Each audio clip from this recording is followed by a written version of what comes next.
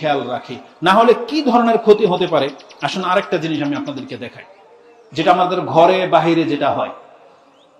ছোট্ট একটা বাক্য মুখ থেকে উচ্চারণ আপনি করলেন না, তাতে কতটা ক্ষতি হয় আর কতটা আপনি লাভবান হতে পারবেন। এ সম্পর্কে আমি জানি যে হাদিসগুলো আপনারা জানেন, জাস্ট আমি আপনাকে স্মরণ করিয়ে দিই। ইমাম মুসলিম রাহিমাহুল্লাহ তার 37 নম্বর অধ্যায় কিতাবুল আশরিবা 13 নম্বর পর্বে আদবের অধ্যায় এসেছে যে পানি এবং খাদ্য পান করার আদবের মধ্যে তিনি একটা হাদিস এনেছেন। জাবের বিন আব্দুল্লাহ আন্নাহু সামিয়া রাসূলুল্লাহ সাল্লাল্লাহু আলাইহি ওয়াসাল্লাম ইয়াকুল, যে আমি রাসূলুল্লাহকে কথা বলতে শুনেছি, ইযা দাখালা আর-রাজুলু বাইতাহু ফাযাকারাল্লাহা ইনদা দুখুলিহি ওয়া ইনদা তুআমিহি ক্বালা আশ-শাইতান, একজন ব্যক্তি যখন বাড়িতে ঢোকার সময় এবং খাদ্য খাওয়ার সময় যখন আল্লাহর নাম স্মরণ করে, মানে বিসমিল্লাহ বলে, ক্বালা শয়তান, শয়তান তখন বলে, লা মাবিতা লাকুম ওয়ালা আশা, আজকে তোমাদের জন্য, শয়তানের সন্তান বা সঙ্গীদেরকে বলে, আজকে এই বাড়িতে ঢোকারও কোনো অপশন নাই, রাত কাটাতে পারবা না, আর এই বাড়িতে আজকে তোমাদের রাতের খাবারও জুটবে না, কারণ এই ব্যক্তি বিসমিল্লাহ বলে নিয়েছে। বিসমিল্লাহ বলে ঢুকলে শয়তান বাধাপ্রাপ্ত হয়ে যাবে, ও ঘরে ঢুকতে পারবে না, খাদ্য তো নাই। তো এটা বলা হয়েছে।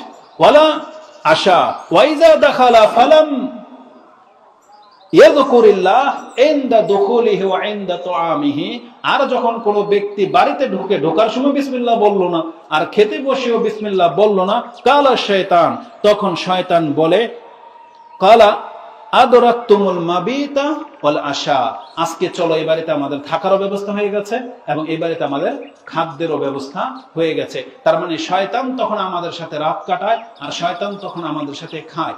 শয়তান আমাদের সাথে রাত কাটালে রেজাল্ট কি? এই জন্য অধিকাংশ মানুষ ফজর নামাজ পড়তে পারেন না, এই জন্য রাত ভরে আপনি মুভি দেখেন, এই জন্য আপনার ঘরে নেশা চলে, এই জন্য আপনার ঘরে যা খুশি তা হয়, গালাগালি হয়, ঝগড়া লেগে যায়, স্বামী স্ত্রীর সাথে রাত ভরে এইভাবেই চলতে থাকে, পোলাপান সবকিছু। কেন? শুধু এই বিসমিল্লাহ এতটুকু শব্দ উচ্চারণ না করার কারণে।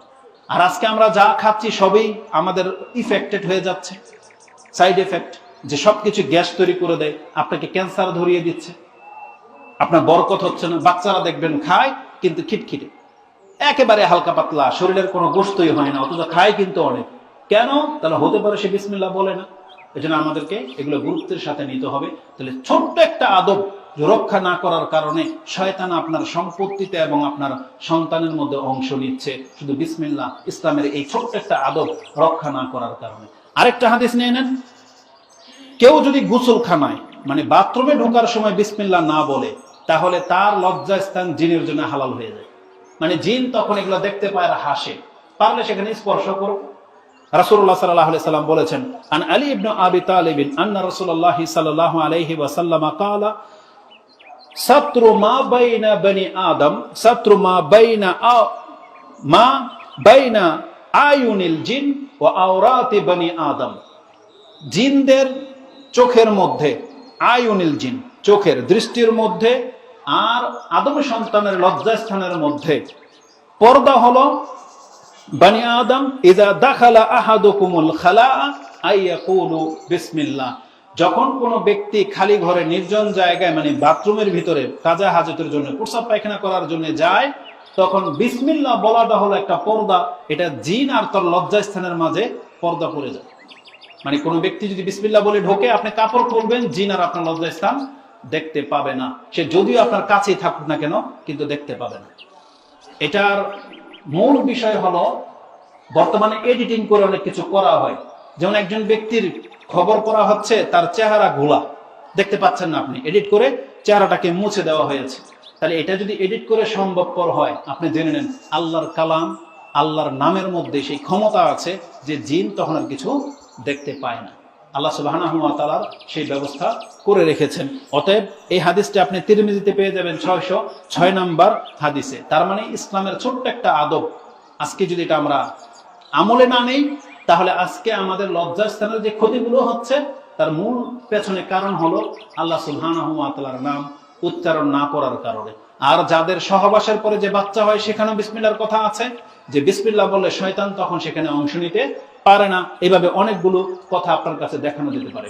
আরেকটা, এই বিসমিল্লাহ সংক্রান্ত বিষয়, কেউ যখন ঘর থেকে বের হয়, সে যদি, ইসলামের একটা আদব হলো, যদি সে এই দোয়া পড়ে, বিসমিল্লাহ তাওয়াক্কালতু আলাল্লাহ লা হাওলা ওয়ালা কুওয়াতা ইল্লা বিল্লাহ, এই কথা বলে যখন সে ঘর থেকে বের হয়, আল্লাহর পক্ষ থেকে তাকে কি করা হয়, তাকে বলা হয় ইউকালু হিনা ইজিন, ওই সময় তার দোয়া পড়া শেষ হলেই বলা হয় হুদিতা, তুমি হেদায়েত প্রাপ্ত হয়ে গেলা, ও কুফিতা, যথেষ্ট করে ফেলেছ, এখন তোমার আর কেউ ক্ষতি করতে পারবে না, ও ওকিতা, তুমি এখন নিজেকে নিরাপত্তায় নিয়ে নিলে।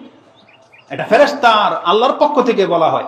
তখন ওই যে পাশের যে শয়তান একে ক্ষতি করার জন্য যে পদক্ষেপ নিয়েছিল, তখন ওই শয়তান আরেকটা শয়তানের কাছে বলে কাইফা লাকা বিরাজুলিন কাদ হুদিয়া ওয়া কুফিয়া ওয়া উকিয়া, তুমি এখন একে কিভাবে ক্ষতি করতে পারবে? এটা আল্লাহর পক্ষ থেকে হেদায়েত পেয়ে গেল, নিরাপত্তা নিয়ে নিল এবং নিজেকে মুক্ত করে নিল, তাহলে এই ব্যক্তির উপর তোমার এবং কিভাবে ক্ষমতা চলবে? তার মানে ছোট্ট একটা দোয়া, বিসমিল্লাহ তাওয়াক্কালতু আলাল্লাহ ওয়ালা হাওলা ওয়ালা কুওয়াতা ইল্লা বিল্লাহ। বলেন তো যারা পারেন না, তিনটা জিনিস, বিসমিল্লাহ, তাওয়াক্কালতু আলাল্লাহ, ওয়ালা হাওলা ওয়ালা কুওয়াতা ইল্লা বিল্লাহ, ওয়ালা হাওলা ওয়ালা কুওয়াতা ইল্লা বিল্লাহ। ইনশাআল্লাহ আজকে থেকে প্র্যাকটিস হয়ে যাবে। যদি এটা পড়েন তাহলে আপনাকে শয়তান গোমরাহ করতে পারবে না, আপনার ক্ষতি করতে পারবে না। আল্লাহর পক্ষ থেকে একজন ফেরেশতা নিযুক্ত হয়ে যাবে, কুফিতা মানে যথেষ্ট হয়ে যাবে আপনার জন্য, এবং উকিতা আপনি নিরাপত্তা পেয়ে যাবেন। আল্লাহ আমাদেরকে তৌফিক দান করুন। তাহলে ইসলামের এই ছোট্ট একটা আদব আমরা রক্ষা করে চলি না বিদায় আজকে অধিকাংশ মুসলিমরা আমরা ঘর থেকে যখন বের হই, আমাদের যত রকমের গুমরাহি কাজ সেটা আমরা করি, মানুষের সাথে মূর্খামি করি, মানুষের সাথে আমরা নিজে অন্যকে লাঞ্ছিত করি, নিজেও লাঞ্ছিত হই। এই মর্মে আরেকটি দোয়া আছে, ওটা আপনারা পড়বেন যে আল্লাহুম্মা ইন্নী আউযু বিকা আন আদিল্লা আও উদাল আও আজিল্লা আও উজাল আও উজলিমা আও আজলামা আও আজহালা ওয়া ইউজহালা আলাই। দেখে নেবেন বিভিন্ন শব্দে হাদিসটা আছে যে আল্লাহ আমি তোমার কাছে আশ্রয় চাচ্ছি, আমি যেন কাউকে গুমরাহ না করি, কেউ যেন আমাকে গুমরাহ করতে না পারে, আমি যেন কারোর সাথে মূর্খামি না করি, কেউ যেন আমার সাথে মূর্খামি না করতে পারে, আমি যেন কাউকে লাঞ্ছিত না করি, কেউ যেন আমাকে লাঞ্ছিত করতে না পারে, আমি যেন কারো উপর জুলুম না করি, আল্লাহ আমার উপর যেন কেউ জুলুম না করতে পারে। চিন্তা করা যায় ইসলাম, তাহলে ইসলাম অন্যকে জুলুম করা কখনোই শেখায় নাই, অন্যকে লাঞ্ছিত করা, অন্যের ক্ষতি করা, এটা ইসলাম কখনোই শেখায় নাই। কিন্তু আজকে আমরা ইসলামিক আদব মেনে চলি না বিদায় আজকে আমাদের দ্বারা সবকিছু হয়ে যাচ্ছে, অন্য লাঞ্ছিত হচ্ছে, আমাকেও লাঞ্ছিত করা হচ্ছে, সবকিছু আপনি ভেবে নেন যে বিষয়টা কতটা সেন্সিটিভ। অতএব ইসলামের এই আদবগুলো রক্ষা করে চলা এটা আমাদের উপর অত্যন্ত গুরুত্বপূর্ণ। যদি আমরা এটা না করি তাহলে বিভিন্নভাবে আমরা ক্ষতিগ্রস্তদের অন্তর্ভুক্ত হয়ে যাচ্ছি।